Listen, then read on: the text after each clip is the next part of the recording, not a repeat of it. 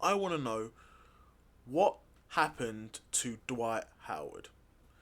Now, Dwight Howard is a 8-time All-Star, 8-time All-NBA, 5 times All-Defensive Player.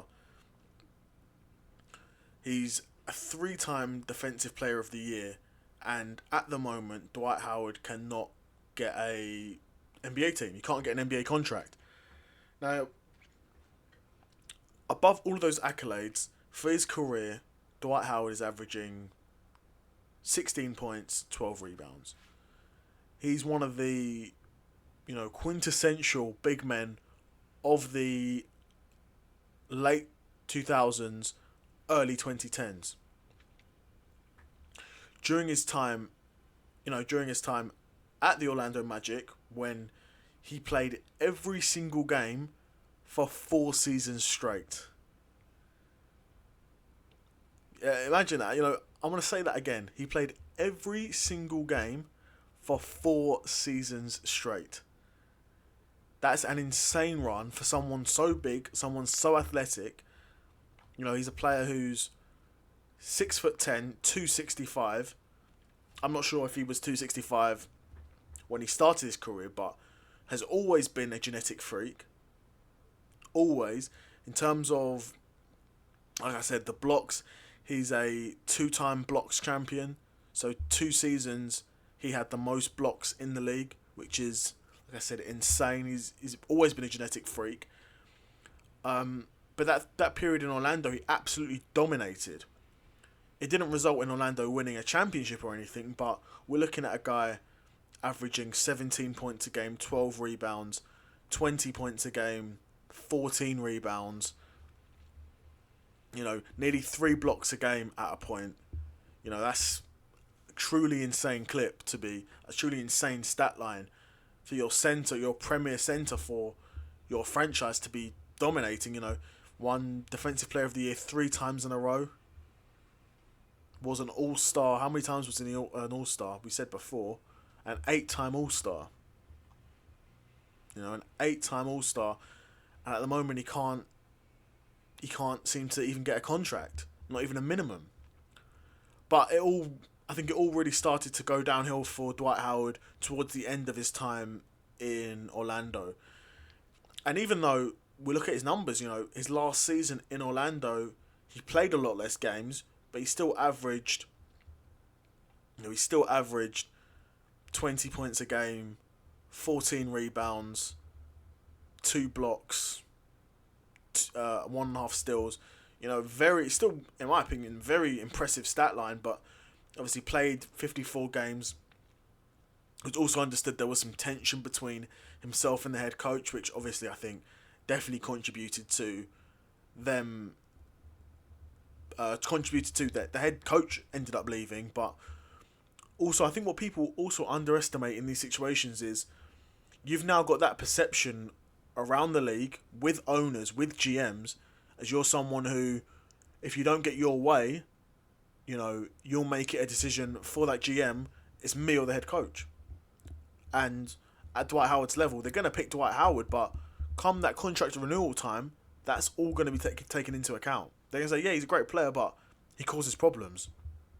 Yeah, he's a great player, but he put us in this difficult position where we had to sack a head coach who we didn't necessarily want to sack, but we wanted to keep Dwight Howard more,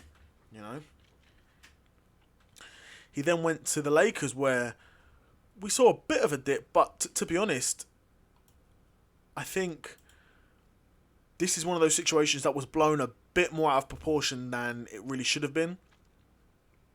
So he joins the Lakers. He plays 76 games that season. So he's, you can't ask for too much more than that. He's playing 76 games a season at the age of 27.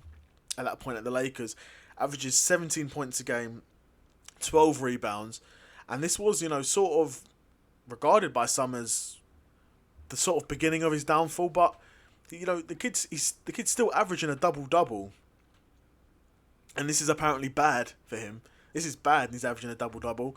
I think more so this came from that sort of lack of synergy with Kobe. And really, for Dwight Howard to be successful at the Lakers, he had to have a good relationship with Kobe. He had to. Because even in 2012, 2013, they weren't gonna. At that point, Kobe had sort of solidified his sort of status in LA as a legend. Because by that point, he had won the championships by himself. So he'd won them with Shaq, obviously, and then won the championships himself with Pau Gasol. So Kobe wasn't going anywhere. Kobe that goes without saying. Kobe wasn't going anywhere. Yeah, Kobe wasn't going anywhere, and the two just didn't seem to get along, which, unfortunately, when you're dealing with athletes, you're dealing with men, you're dealing with, alpha men at the peak of their game, you're not always going to agree. So this ended up in Dwight Howard getting moved to Houston, where he got to team up with James Harden. And again, was always going to be a bit more difficult because, similar to Kobe at LA, James Harden is a very ball-heavy, but a ball-dominant co-star. So, see, first season in Houston, he averages 18 points a game. Second season, he averages 15. Third season, he averages 13. So you can tell, by this point, Dwight Howard's seeing less and less of the ball. Harden's seeing more and more of the ball. And at this point, we're looking at Harden. He's in the MVP race. And he's competing for that. And he's carrying Houston to the playoffs. But again, his rebounds don't really take a huge dip. He averages 12 rebounds a game, 10 rebounds a game, 12 rebounds a game. He's still crashing the boards. So, all throughout his career, even if you're going to be partnering with a player who's going to be ball dominant, you can always rely on Dwight for the rebounds, but it's if Dwight is happy to play that role. Dwight isn't happy to just be your quintessential five guy, your quintessential big man, and not really touch the ball too much and just grab the rebounds. He's not happy with that. He wants to grab the rebounds, he wants to run the plays, he wants to catch dunks, he wants to post guys up, he wants the ball in his hand like any NBA superstar does. But unfortunately, he was a big man who was absolutely horrendous at shooting the three, and we see further and further down his career, he sees less and less of the ball, because if you're not able to shoot the three at even a respectable clip, you're gonna struggle to find a team. You are.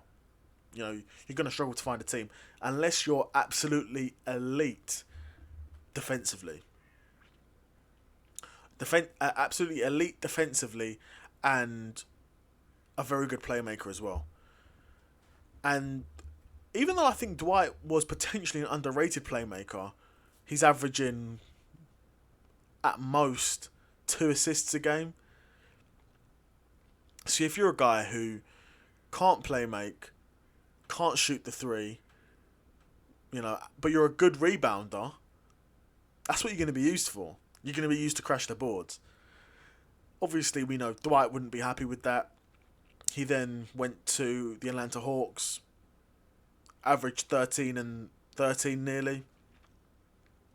So again, a good season. So, but by this point, Dwight Howard really wasn't in these conversations anymore. The years of him being an all-star was gone. The years of him being DPOY have gone. The years of him, leading the league in total blocks for a season is gone. So I think at this point, he's probably doing a bit of ring chasing, to be honest. He's going from team to team. End of his career, he's going from team to team. He goes to Atlanta, he goes to Charlotte. Looks like he has a pretty good season at Charlotte, to be fair. Averages 16 and 12 for the season at Charlotte.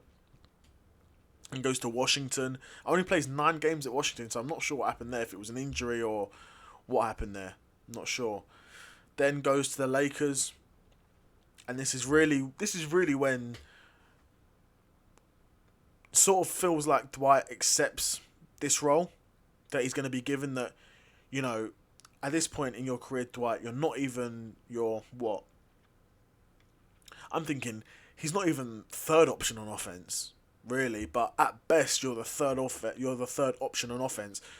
That's what it's going to take for someone like Dwight Howard to win a championship at this point, which may have been the case his entire career. But you start at Orlando, you're the main man off the bat. So you're not going to be. They're not bringing in. They're not going to be bringing in two other superstars to run the show to win a ring. No, Orlando are like, we've got Dwight Howard. We're building around Dwight Howard. But was Dwight Howard ever good enough to be built around? Is the real question. We know now he wasn't. His career's been and gone. We know now for a fact he wasn't good enough to be built around. But he's good enough to be a piece on a championship winning squad, which is what he was. And it was a great fit because we had the Lakers would run a starting five of, I don't know, whoever they would be playing at the two guard. If they're playing KCP at the two guard potentially, you're playing Rajon Rondo at the point guard. You're playing LeBron at the 3, AD at the 4, and then Dwight Howard at the 5. So at that point, even Rajon Rondo is probably preferred on offense over Dwight Howard at this point because at least Rajon can shoot threes and can play make, and he can more than just play make. He's a tremendous playmaker. He's a great playmaker and can shoot threes. You've got Dwight Howard who can get rebounds. And that's about it. So he gets rebounds. Okay, you can play the 5 guard. You can play the 5 man then. You can play center. You know? But don't expect to see loads of the ball. And we saw that. We saw exactly that. He averaged 7 points a game and 7 rebounds, which isn't bad at all. It's not bad at all when you know this is your role at this point. You know, he was in the voting for 6th man of the year. He was off the bench a lot of the time. I would have liked to see. I understand that playing AD and Dwight, starting them and playing them both from the court at the same time wouldn't be ideal because neither of them can really shoot threes. I know that season AD was more respectable from 3, but AD can't shoot threes.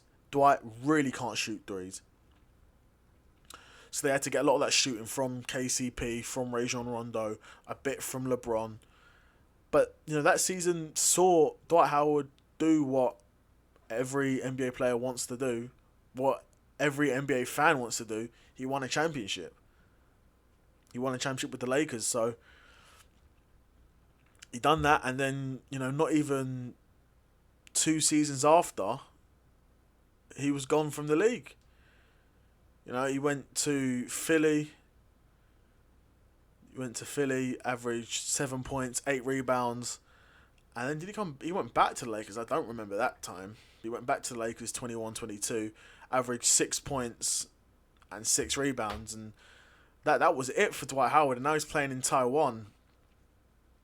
But once you're out the NBA, and I think once you're out the NBA and once you're seen playing elsewhere, you're not coming back.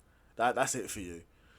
You know, but Dwight Howard, a player with a bit of controversy in his career, potentially at the Lakers and towards the end at Orlando, but I think Dwight Howard's legacy will be that he was one of the league's best, you know, rebounders, one of the best defenders, one of the best rim protecting defenders the league had seen, especially for the period that he was active. You know, the late 2000s, early 2010s, defensively one of the best. Great rebounder, you know, able to block shots at a very impressive clip, and was a player that could put the ball in the basket. He would get buckets. He couldn't make his own shot. He couldn't really dribble. He didn't have a deep bag, but he was effective at what he was. He was effective at what they needed him to be, particularly at Orlando. He was the quintessential early 2010s, late 2000s center. He was an absolute physical monster. I remember seeing clips of him at Orlando, and those shoulders were like Death Stars, bro. They were insane how big those shoulders were. But yeah, we now know, you know, Dwight Howard, he's out of the league. I don't think he'll be back. He's doing podcasting now, so more power to him. But that's what's happened with Dwight Howard. I'd be really curious to know, what do you guys think of Dwight Howard's legacy? Do you think he should still be in the league? Do you think he will ever come back to the league?